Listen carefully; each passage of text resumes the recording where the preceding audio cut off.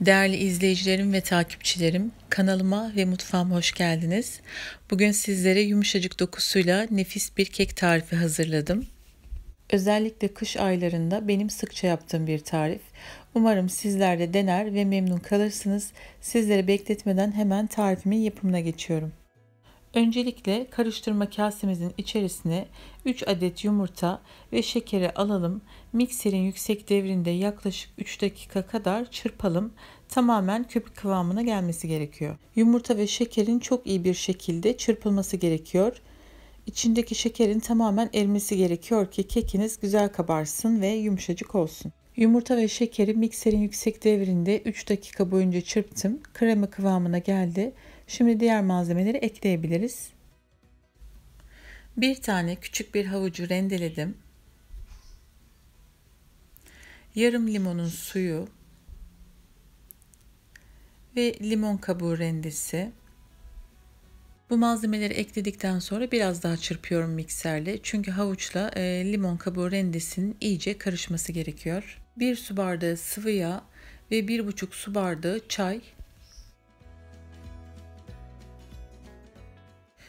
3 tatlı kaşığı kakao ve 2 tatlı kaşığı tarçın da ilave edelim ve tel çırpıcı ile karıştıralım. Kekimizin içerisinde bonus olarak ceviz ilavesi yapalım. Gerçekten ceviz keke çok ayrı ve çok güzel bir lezzet veriyor. Ama dilerseniz kullanmaya da bilirsiniz. Şimdi kekimizin içerisine elemiş olduğum unu, 1 paket vanilya ve 2 paket kabartma tozunu ilave ediyorum.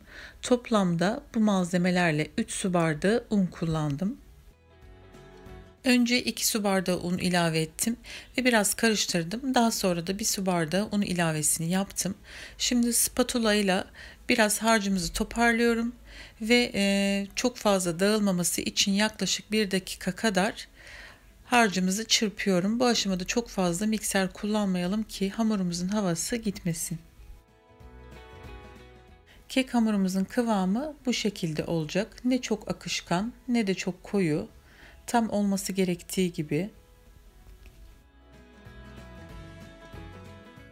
Kekimizin kalıptan çok rahat bir şekilde çıkması için önemli bir püf noktası paylaşmak istiyorum. Kekimizi yapmaya başlamadan önce kalıbı çok güzel bir şekilde tereyağla yağladım ve buzdolabına kaldırdım. Yaklaşık yarım saat kadar orada dinlendi. Sizler de bu şekilde yaparsanız kekiniz kalıptan çok rahat ve sorunsuz bir şekilde çıkar. Zaten videonun sonunda ne kadar kolay bir şekilde kekin kalıptan ayrıldığını sizlerle de paylaşacağım. Şimdi kek harcımızı kalıbımıza dökebiliriz. Hazırlamış olduğum kek harcını kalıba döküyorum. Keki fırına koyduktan sonra ilk 20 dakika kapağını kesinlikle açmayın. Aksi halde kekinizde sönme sorunu yaşayabilirsiniz. Spatula ile şu şekilde birkaç kez dönün. Neden derseniz aradaki boşlukları dengeler hem de pişme esnasında daha güzel kabarmasına vesile olur. Şimdi kalıbımızı birkaç kez tezgaha vuralım. Aradaki hava boşluklarının çıkması için daha sonra önceden ısıttığım alt üst ayar 180 derece fırına kekimi gönderiyorum ve ilk 20 dakika kesinlikle kapağını açmıyorum. Keki fırından çıkardıktan sonra 5 dakika beklettim.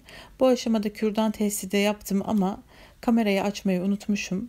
Sonrasında servis tabağına ters çeviriyorum. Kekin kalıptan nasıl rahat bir şekilde çıktığını hep birlikte izleyelim. Ve artık kekimiz hazır. Gördüğünüz gibi kalıba yapışmadı ve çok güzel bir şekilde kalıptan çıktı. Kekin ne kadar yumuşak olduğunu sizlere yakından göstermek istiyorum. Belirtmiş olduğum püf noktalarına dikkat ederseniz sizler de nefis bir kek yapmış olursunuz.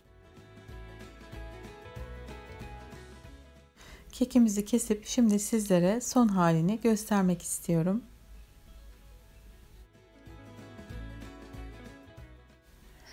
Hiçbir şekilde hamurlaşma yok, yumuşacık.